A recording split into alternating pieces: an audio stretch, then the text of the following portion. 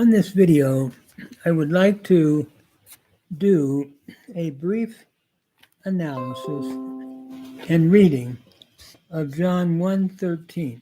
I've been working my way up through that wonderful chapter, and I'm working out of the Greek Bible, the Greek New Testament, and referring to the Hebrew and the Latin. And I'll be doing some grammatical analysis as I'm doing it. So we worked our way up to the discussion of the new birth, and he's now going to define, John is, how that happens. Hoi uk ex hematon, ude ek telematas sarkas, ude ek telematas andras, al ex u egenethesan, who not out of bloods, nor out of the will of the flesh, nor out of the will of a male man, but out of God were begotten or were born. Hoi is a relative pronoun, masculine plural. Uk is a negative particle, not ex hematon, out of bloods. Ex takes the genitive plural here from haima, not out of bloods, nor out of the will, ek telematas sarkas, nor out of the will of the flesh. Again, ek taking the genitive singular from telema, of the flesh, nor ek telematas andras, nor out of the will of a man, a male, but contrastive Allah here, a contrast, ek u egenethesan, but out of God they were begotten. Aorist indicative passive, third person plural, from genao. Again, I'll read the Latin, but I'm going to go on to the Hebrew. I'm much more familiar with the Hebrew than the Latin, and I'm learning a little bit of the Latin as I'm going through it. There is what is called a daily dose of Latin, where the author does a wonderful job in the Latin grammar and reading. So I'm just learning Latin. My seminary training, my doctorate of theology, and my PhD was in Greek and then Hebrew, but not Latin. So qui, who, non ex sanguinibus, nequa ex voluntate carnis, nequa ex voluntate viri, sed ex Deo nati sunt, and who not out of bloods. Again, we have the ablative with ex, not out of bloods, neither out of the will of the flesh, neither out of the will of a viri of a male. Again, these ablatives throughout here, but ex Deo not too soon, but out of God have been born.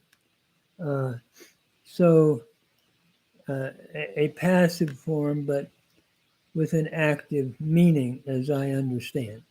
Let me now do the Hebrew of this text, which I'm much more familiar with, the Hebrew grammar.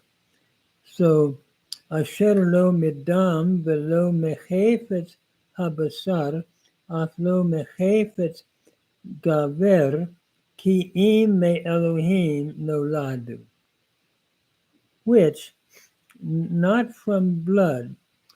Notice the relative pronoun asher, velo mechefetz, and not from the desire of the flesh, habasar, af lo mechefetz gavar, nor from the desire of a male, man, ki'im, but, sharp contrast here with ki'im, me Elohim noladu, but from God they have been born.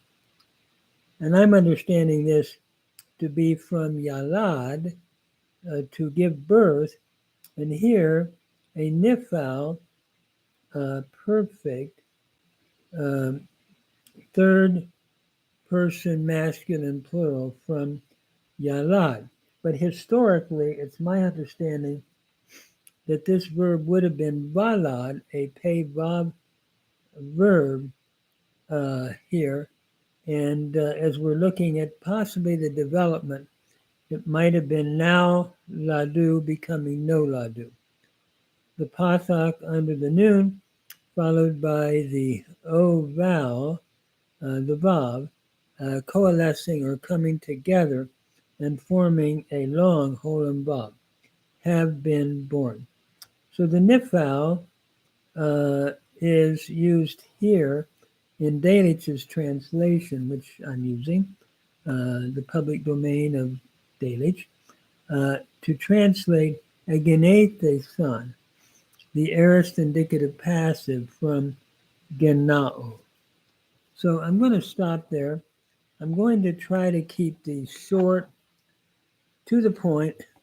It helps me to stay in my grammatical study and try to teach myself some Latin as I'm continuing to work in Greek and Hebrew. But looking at the message of the text, what he's saying is those who become children of God experience a new birth, those who believe on his name.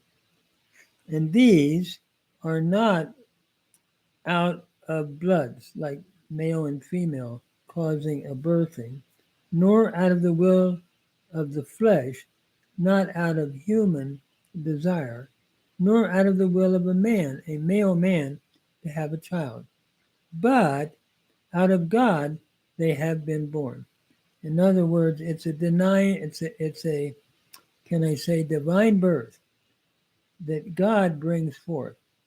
And so when we accept Christ, believe on his name, there is this divine birthing that takes place, which is not related to human birthing, but it's a birth from above.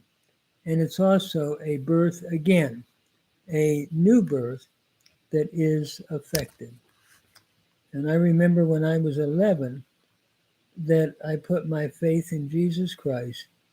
And it was at that time that I experienced a new life in Jesus. And this is what this verse is saying, that through believing in his name, we enter in to a new birth as a result of what Christ brings us.